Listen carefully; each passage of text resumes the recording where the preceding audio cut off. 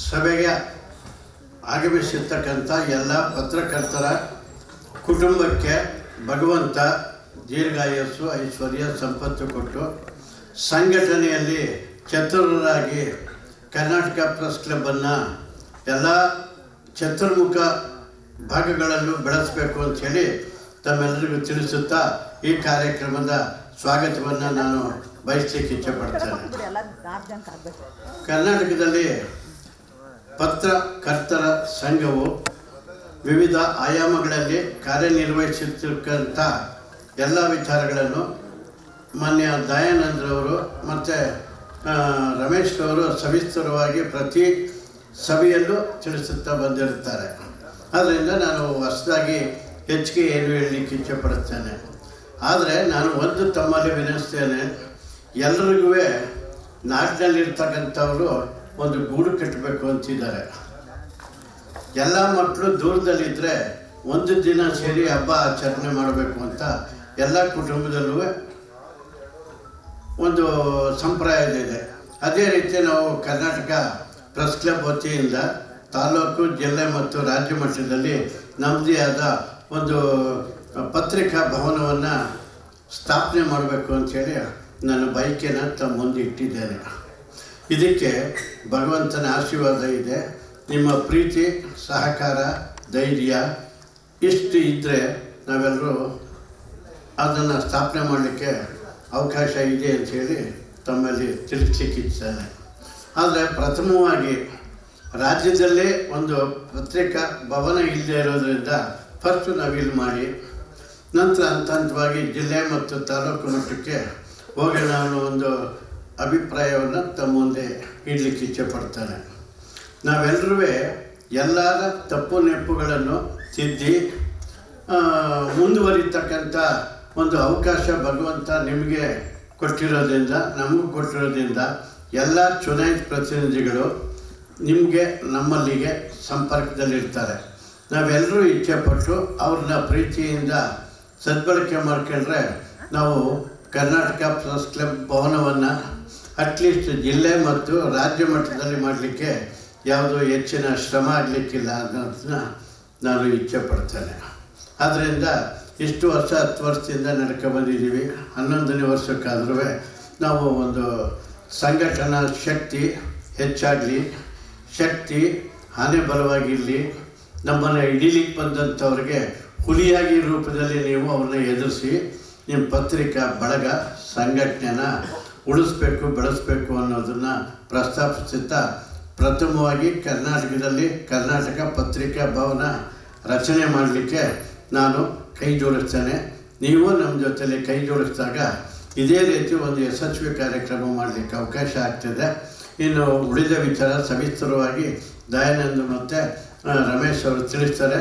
ನನಗೆ ನೂತನವಾಗಿ ಆಯ್ಕೆ ಮಾಡೋದಕ್ಕೆ ಮಾತಾಡಲಿಕ್ಕೆ ಅವಕಾಶ ಕೊಟ್ಟಂಥ ನಿಮ್ಮೆಲ್ಲರಿಗೂ ಭಗವಂತ ಒಳ್ಳೇದು ಮಾಡಲಿ ಅಂಥೇಳಿ ನಾನು ಮಾತು ಮುಗಿಸ್ತೇನೆ. 2026ರ ನೂತನ ಅಧ್ಯಕ್ಷರಾಗಿ ಪ್ರಮಾಣ ವಚನ ಸ್ವೀಕರಿಸಿ ತಮ್ಮ ಶುಭ ನುಡಿಗಳನ್ನು ನಮ್ಮೊಂದಿಗೆ ಹಂಚಿಕೊಟ್ಟಿರ್ತಕ್ಕಂಥ ಶ್ರೀಯುತ ಎಸ್ ರಾಮಸ್ವಾಮಿ ಅವರಿಗೆ ನಿಮ್ಮೆಲ್ಲರ ಚಪ್ಪಾಳೆಯೊಂದಿಗೆ ಅಭಿನಂದನೆಗಳನ್ನ ಸಲ್ಲಿಸ್ತಾ ಇದ್ದೇವೆ. ಕರ್ನಾಟಕ ಪ್ರೆಸ್ ಕ್ಲಬ್ನ ಉಪಾಧ್ಯಕ್ಷರಾಗಿರ್ತಕ್ಕಂಥ ಶ್ರೀಯುತ ಸುರೇಶ್ ಸರ್ ಅವರು ಈ ಕಾರ್ಯಕ್ರಮವನ್ನು ಉದ್ದೇಶಿಸಿ ಮಾತನಾಡಬೇಕು ಅಂತೇಳಿ ಕೇಳ್ಕೊಳ್ತಾ ಇದ್ದೇವೆ.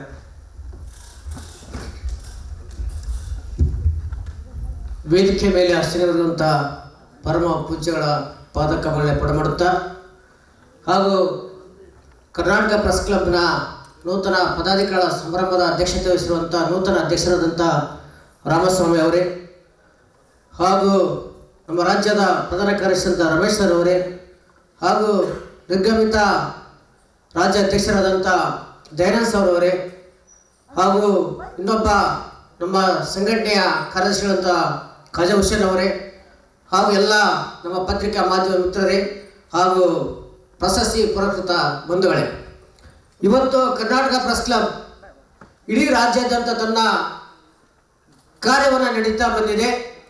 ಕರ್ನಾಟಕ ಪ್ರೆಸ್ ಕ್ಲಬ್ ಪ್ರಾರಂಭವಾಗಿ 11 ವರ್ಷ ನಡೀತಾ ಇದ್ರೂ ಇವತ್ತು ರಾಜ್ಯ ಮತ್ತು ಅಂತಾರಾಜ್ಯ ಮಟ್ಟದಲ್ಲಿ ತನ್ನದೇ ಛಾಪನ್ನು ಮೂಡಿಸುವ ಮೂಲಕ ಇವತ್ತು ಕರ್ನಾಟಕ ಪ್ಲಸ್ ಕೋವಿಡ್ ಸಂದರ್ಭದಲ್ಲಿ ಸಾವಿರಾರು ಜನರಿಗೆ ಆಹಾರ ಕಿಟ್ಟು, ವೈದ್ಯಕೀಯ ಕಿಟ್ಟು, ಮತ್ತು ಎಷ್ಟೋ ಪತ್ರಕರ್ತರು ಇವತ್ತು ನಮ್ಮನ್ನು ಅಗಲಿ ಹೋಗಿದ್ದಾರೆ ಕೋವಿಡ್ ಸಂದರ್ಭದಲ್ಲಿ. ಮತ್ತು ಹಿಂದಿನ ಸಾರಿ ಅನಾರೋಗ್ಯದಲ್ಲಿ ನಮ್ಮ ಕರ್ನಾಟಕ ಪ್ರೆಸ್ ಕ್ಲಬ್ ಎಲ್ಲಿ ನಮ್ಮ ಪತ್ರಕರ್ತರು ಇದ್ದಾರೆ ಅಲ್ಲಿಗೆ ನಮ್ಮ ಟೀಮ್ ಹೋಗಿ ಇವತ್ತು ಅವರ ಕುಟುಂಬಕ್ಕೆ ನಮ್ಮ ಪ್ಲಸ್ ಕ್ಲಬ್ ವತಿಯಿಂದ ಸಹಾಯಧನ ಕೂಡ ಮಾಡಿದ್ದೀವಿ. ಇವತ್ತು ಅವರ ಮಕ್ಕಳಿಗೆ ವಿದ್ಯಾಭ್ಯಾಸವನ್ನು ಕೂಡ ಕೊಡ್ತಾ ಇದ್ದೀವಿ. ಹಲವಾರು ರೀತಿಯಿಂದ ಕರ್ನಾಟಕ ಪ್ರೆಸ್ ಕ್ಲಬ್ ಇಡೀ ರಾಜ್ಯಾದ್ಯಂತ ತನ್ನ ಕೆಲಸವನ್ನು ಮಾಡ್ತಾ ಇದೆ. ಇವತ್ತು ರಾಜ್ಯದಲ್ಲಿ 4 ಅಂಗಗಳಿದ್ದಾವೆ: ಪತ್ರಿಕಾ, ಶಾಸಕಾಂಗ, ಕಾರ್ಯಾಂಗ, ನ್ಯಾಯಾಂಗ ಮತ್ತು ಪತ್ರಿಕಾ ರಂಗ. ಇವತ್ತು ಪತ್ರಕರ್ತರು ತಮ್ಮ ಜೀವದ ಹಂಗನ್ನು ತೊರೆದು ಇಡೀ ಹಗಲು ರಾತ್ರಿ ಅನ್ನದೇ ಇವತ್ತು ಸಮಾಜಕ್ಕಾಗಿ, ರಾಜಕೀಯ ವ್ಯಕ್ತಿಗಳಿಗೆ, ಅಧಿಕಾರಿ ವರ್ಗಕ್ಕೆ ಪೆಡಂಭೂತವಾಗಿ ಜನರನ್ನು ಎಚ್ಚರಿಸುವ ಮೂಲಕ ಇವತ್ತು ನಮ್ಮ ಸಮಾಜಕ್ಕೆ ಒಳ್ಳೆ ಕೊಡುಗೆ ನೀಡುವಂಥ ಪತ್ರಕರ್ತರು ಇವತ್ತು ನಮ್ಮನ್ನು ಆಳುವಂಥ ಸರ್ಕಾರಗಳು, ಜನಪ್ರತಿನಿಧಿಗಳು ಇವತ್ತು ಪತ್ರಕರ್ತರ ಬಗ್ಗೆ ಕಾಳಜಿ ವಹಿಸ್ತಾ ಇಲ್ಲ. ನಮ್ಮ ರಾಜ್ಯಾಧ್ಯಕ್ಷರು ಹೇಳ್ತಾ ಇದ್ರು, ನಮ್ಮ ಸಂಘಟನೆ ಹಲವಾರು ರೀತಿಯಿಂದ ಇವತ್ತು ಕೋವಿಡ್ ಸಂದರ್ಭದಲ್ಲಿ ಹೋಲಿಕೆ ಮಾಡ್ಕೊಂಡು ಹೋದರೆ ಬೆಂಗಳೂರಲ್ಲಿ, ಇಡೀ ರಾಜ್ಯದಲ್ಲಿ ಅದು ನಮ್ಮ ಪತ್ರಕರ್ತರು ಸೈನಿಕರಂತೆ ಕೆಲಸ ಮಾಡಿದ್ದಾರೆ. ಎಲ್ಲಿ ಕೋವಿಡ್ ಸಂದರ್ಭದಲ್ಲಿ ತಮ್ಮ ಅನಾರೋಗ್ಯವನ್ನು ಲೆಕ್ಕಿಸದೆ, ಕೋವಿಡನ್ನು ರೋಗಗಳನ್ನು ಲೆಕ್ಕಿಸದೆ, ಯಾರು ರೋಗದಲ್ಲಿದ್ದಾರೆ ಅವರಿಗೆ ತಮ್ಮ ಸ್ವಂತ ವಾಹನಗಳನ್ನು ತೆಗೆದುಕೊಂಡು ಆಂಬುಲೆನ್ಸ್ ಕರೆಸಿಕೊಂಡು ಅವರಿಗೆ ಅಡ್ಮಿಟ್ ಮಾಡಿ, ಮತ್ತು ಏನಾದರೂ ಆಕ್ಸಿಜನ್ ಕೊರತೆ ಇದ್ದಾಗ ಅಲ್ಲಿ ಕೂಡ ಅವರು ನಮ್ಮ ಪತ್ರಿಕೆ ಹಂಗನ್ನು ತೊರೆದು ಇವತ್ತು ಸಮಾಜ ಸೇವೆಯನ್ನು ಮಾಡಿದ್ದಾರೆ. ಇವತ್ತು ಆ ಪತ್ರಕರ್ತರನ್ನು ನಡೆಸಲಿಕ್ಕೆ ಭಾಳ ಹೆಮ್ಮೆ ಆಗ್ತದೆ. ಆದರೆ ನಮ್ಮ ದಯಾನಂದ ಸರ್ ಹೇಳ್ತಾ ಇದ್ರು, ಇವತ್ತು ನಮ್ಮನ್ನು ಅಗಲಿದ ಪತ್ರಕರ್ತರಿಗೆ ನಾವೊಂದು ನುಡಿ ನಮನ ಸಲ್ಲಿಸುವ ನನಗೆ ಕಣ್ಣೀರು ಬರ್ತಾ ಇತ್ತು. ಮೊನ್ನೆ ತಾನೇ ನಮ್ಮ ವಿಜಯನಗರ ಜಿಲ್ಲೆಯಲ್ಲಿ ಒಬ್ಬ ಪತ್ರಕರ್ತ ನಿಧನ ಹೊಂದಿದ. ಅವರು ಮಕ್ಕಳು ಒಳ್ಳೆ ಎಜುಕೇಷನ್ ಮಾಡ್ತಾ ಇದ್ದಾರೆ. ಆ ಎಜುಕೇಷನ್ಗೆ ಮುಂದೆ ಗತಿ ಹೇಗೆ ಅಂತ ನಾವೆಲ್ಲ ನಮ್ಮ ರಾಜ್ಯ ಸಮಿತಿಯವರು ತೀರ್ಮಾನ ಮಾಡಿ ಇಡೀ ನಮ್ಮ ರಾಜ್ಯ ಕಮಿಟಿ ಹೋಗಿ ಆ ಪತ್ರಕರ್ತರಿಗೆ, ಆ ಮಕ್ಕಳಿಗೆ ವಿದ್ಯಾಭ್ಯಾಸಕ್ಕೆ ಸಹಾಯ ಮಾಡಿದ್ದೀವಿ. ಇಂಥ ಹಲವಾರು ಪತ್ರಕರ್ತರು ನೋವುಗಳನ್ನು ಅನುಭವಿಸ್ತಾ ಇದ್ದಾರೆ. ಅಂಥ ಪತ್ರಕರ್ತರಿಗೆ ನಾವು ಯಾವತ್ತೂ ನಮ್ಮ ಸಂಘಟನೆ ನಿರಂತರ ಕೆಲಸ ಮಾಡ್ತಾ ಇದೆ. ಅದ್ರ ಜೊತೆಗೆ ಇವತ್ತು ಸಮಾಜ ಮತ್ತು ರಾಜಕೀಯ ವ್ಯಕ್ತಿಗಳು ಗುರುತಿಸುವಂಥ ಕೆಲಸ ಹಲವಾರು ನಮ್ಮ ಸಂಘಟನೆ ಪ್ರತಿ ವರ್ಷದಲ್ಲಿ ಸುಮಾರು ಬಾರಿ ಇವತ್ತು ಸಮಾಜದಲ್ಲಿ ಎಷ್ಟೋ ಎಲೆಮರೆಕಾಯಿಗೆ ಕೆಲಸ ಮಾಡುವಂಥ ಸಮಾಜ ಸೇವಕರನ್ನು ಗುರುತಿಸಿ ಇವತ್ತು ನಮ್ಮ ಕರ್ನಾಟಕ ಪ್ರೆಸ್ ಕ್ಲಬ್ ಸೇವಾರತ್ನ ಪ್ರಶಸ್ತಿಯನ್ನು ನೀಡ್ತಾ ಬಂದಿದೆ. ನಾವು ಮಾತಾಡ್ತಾ ಹೋದರೆ ನಮ್ಮ ಕರ್ನಾಟಕ ಪ್ರೆಸ್ ಕ್ಲಬ್ ಹಲವಾರು ಸೇವೆಯನ್ನು ಮಾಡ್ತಾ ಬಂದಿದೆ.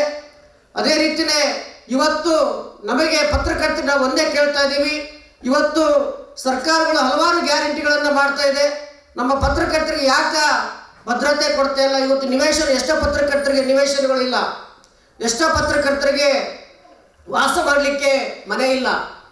ಹಾಗಾಗಿ ನಾವು ಹಲವಾರು ಬಾರಿ ಸರ್ಕಾರಕ್ಕೆ, ಹಿಂದಿನ ಬಸವರಾಜ ಬೊಮ್ಮಾಯಿ ಸರ್ಕಾರದಲ್ಲಿ ಕೂಡ ನಾವು ಮನೆ ಪತ್ರ ಕೊಟ್ಟಿದ್ದೀವಿ, ಮುಂದೆ ಕೂಡ ಕೊಡ್ತೀವಿ.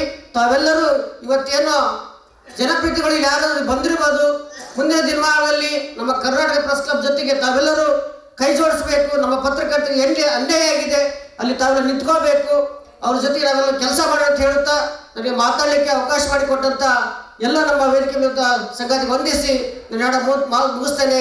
ಜೈ ಹಿಂದ್, ಜೈ ಕರ್ನಾಟಕ. ಕರ್ನಾಟಕ ಪ್ರೆಸ್ ಕ್ಲಬ್ನ ಔಚಿತ್ಯ ವಿಚಾರಗಳನ್ನು ಹಂಚಿಕೊಂಡಿರ್ತಕ್ಕಂಥ ಶ್ರೀಯುತ ಹಲಗಿ ಸುರೇಶ್ ಅವರಿಗೆ ಧನ್ಯವಾದಗಳನ್ನ ಸಲ್ಲಿಸ್ತಾ ಇದ್ದೇವೆ. ಮತ್ತವರು ಕರ್ನಾಟಕ ಪ್ರೆಸ್ ಕ್ಲಬ್ನ 2026ರ ರಾಜ್ಯ ಕಾರ್ಯದರ್ಶಿಗಳಾಗಿರ್ತಕ್ಕಂಥ ಶ್ರೀಯುತ ಬಿಜ್ಗತಿ ಕಾಜೆ ಹುಸೇನ್ ರವರು 2 ಮಾತುಗಳನ್ನ ಆಡಬೇಕು ಅಂತೇಳಿ ಶ್ರೀಯುತರಲ್ಲಿ ಕೇಳ್ಕೊಳ್ತಾ ಇದ್ದೇವೆ.